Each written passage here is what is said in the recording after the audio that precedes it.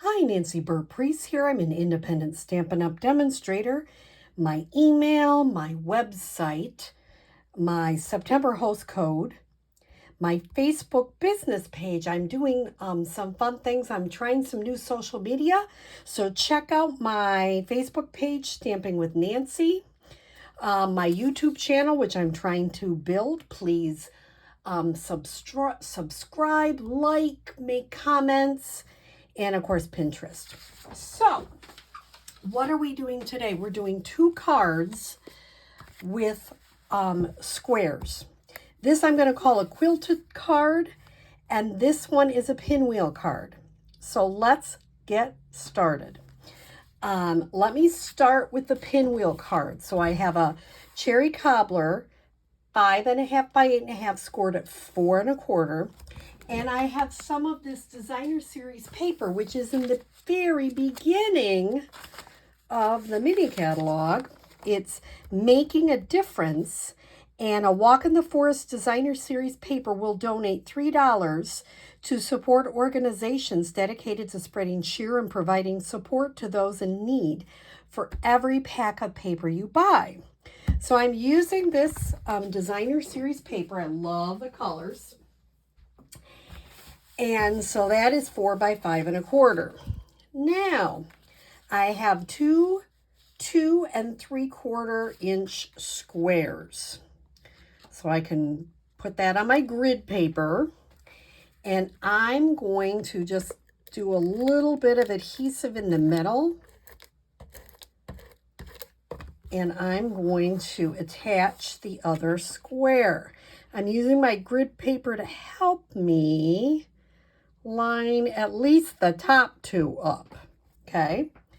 And I didn't do that great. I'm going to take it apart again because you know how that goes. And I'm going to try it again because on camera it's always easy to get it goofed up. So I do the best when I eyeball. That's just me. You don't have to do that. So here we have them.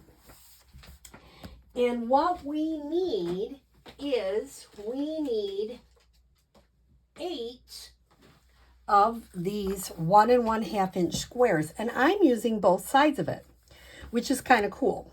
Now I'm going to encourage that you use some green glue. I'll use one that's a little bit newer here. It'll make your life easier. I'm going to look at the square and put it on the left hand part. Always going to put it on the top left. And the first thing I'm going to do is I'm going to put this down. And I give myself a little bit of a rim. And if you look at my other one, I didn't do so great on a couple of them. That one doesn't have complete, should have gone up a little bit. I'm really okay with that. But this leaves this flap open. So now I'm going to use the other side, and I'm going to put my square, put it on the left-hand side. Think of it as a diagonal left-hand side. Hopefully, that will help you remember where it goes. Now, don't worry, because we're going to put a gem, and I'll have some different gems out if you come to my class, if it's not perfect in the middle, we don't care. That's the part I love about this. The back of that one, I'm putting it on the top left.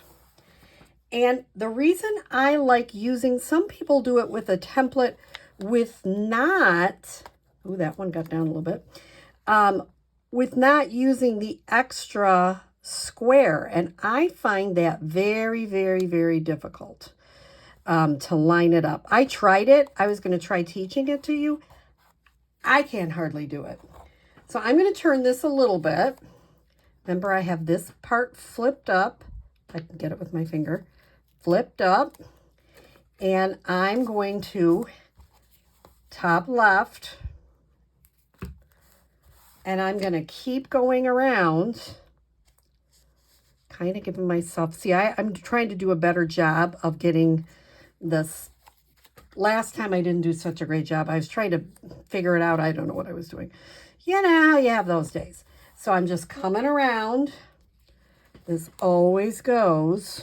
And if that comes down a little bit, just pick it up.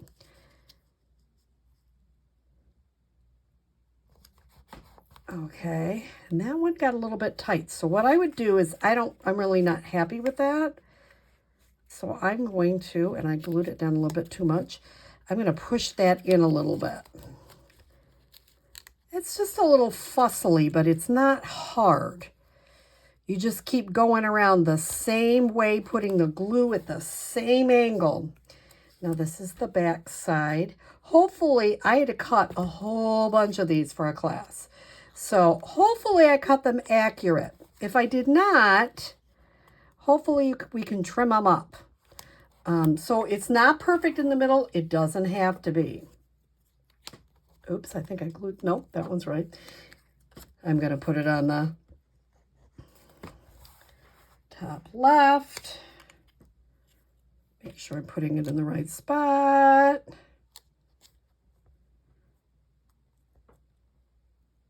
Okay, and then the final one will be here.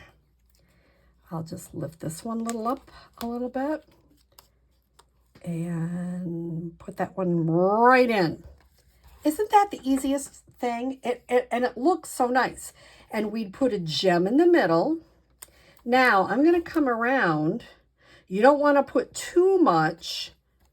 If there's any that are flipped up, just put a little bit on there to hold them down. Because if you put too much, then the glue will ooze out, and then you get sticky parts, and oh, I don't like that part. Okay. A little bit. I think I have one more I want to get down a little bit. Okay. So that is an easy technique. I'm not going to finish this card on camera, but you know how to finish it. I would put that there. I would stamp "Wishing you a festive Christmas" from the Trucking Along bundle. Inside, I'm using it from the Merry Christmas. I was going to use the Merry Christmas, but it's on my stamp table someplace, and I can't find it. If I find it before I go to my class tomorrow, we'll use Merry Christmas, but that works too. So, and I just put a gem in the middle. Isn't that a fun, easy card? Okay, I know, fun, here she goes, fun again. So I'm going to take these off because I'm done with those. And I'm going to show you the quilted card technique. And so what I have, that other one I needed 8 of the 1.5 inch squares. This one I need 7 squares and 2, actually 9, and 2 of them cut in half. So what I'm going to do, the first thing I'm going to do is I'm going to come over here and I'm going to find the middle. Now, if you come to one of my classes, you are a lucky person because I already found the middle on all of your class. And I'm going to actually go to the bottom. You might not be able to see it, but the 2 5/8 inch is easier to see at the bottom. So I just put a little dot here. I'm going to take my little tiny ruler here. I'm finding the middle of this page, and I'm just putting a light pencil mark. And then I'm going to put this up 2 inches because this is a 4 5 1/4 piece. So basically X marks the middle. And I don't even really need to erase that because it should be all covered up. If not, you know, put it light enough so you can erase it. And I'm going to try to lay my top one right in that middle area. As close to the middle as I can get. Now, I'm going to put the next top ones on. You notice this one goes here. And another one of these goes here.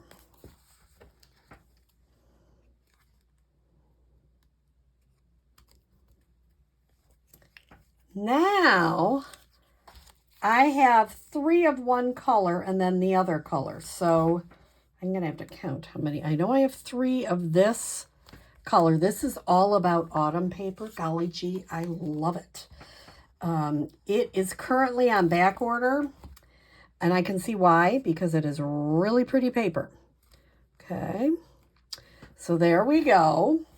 Now I'm going to come back through. I'm going to leave those half pieces for a minute, and I'm going to, and it may not be 100% completely right in the middle.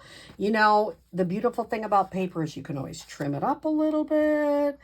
Once you do the whole technique, nobody really notices, let me tell you. Then what I'm going to do to finish this card out, now I could do it vertical if I chose. I did it horizontal, but you could do it and turn your same. So what I'm going to do is now do these half pieces, and I'm going to just put them here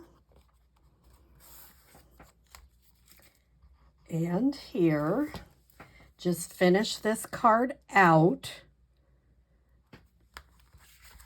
so you can see how it goes. It's just really a very pretty card.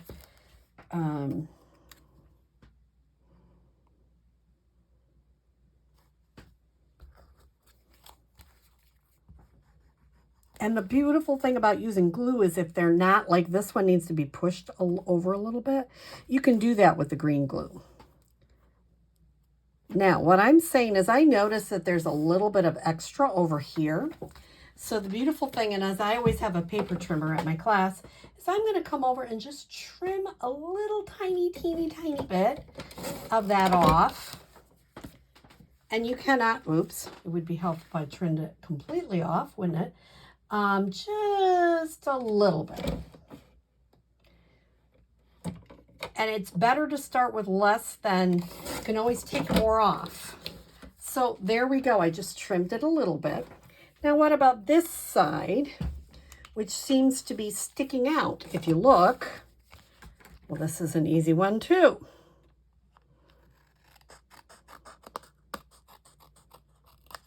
Now what I'm going to do is I'm going to run it through my Stamp and Cut and Emboss machine.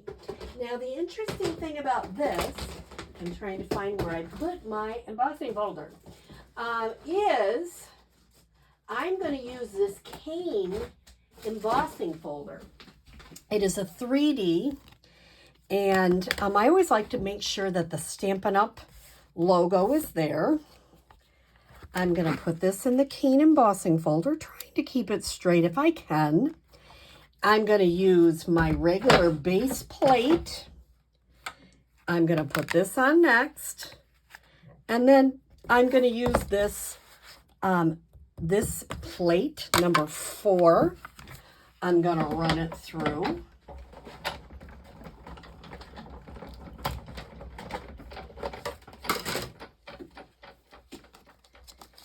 And voila, I have just quilted my card. If that isn't the easiest, but yet the coolest technique. So 2 different, I'll put the finished cards out here, 2 different techniques using these fun 1 1/4 inch pattern paper, or in Stampin' Up! We call it designer series paper, to make some really neat, different cards. So I hope you enjoy this technique. Thanks.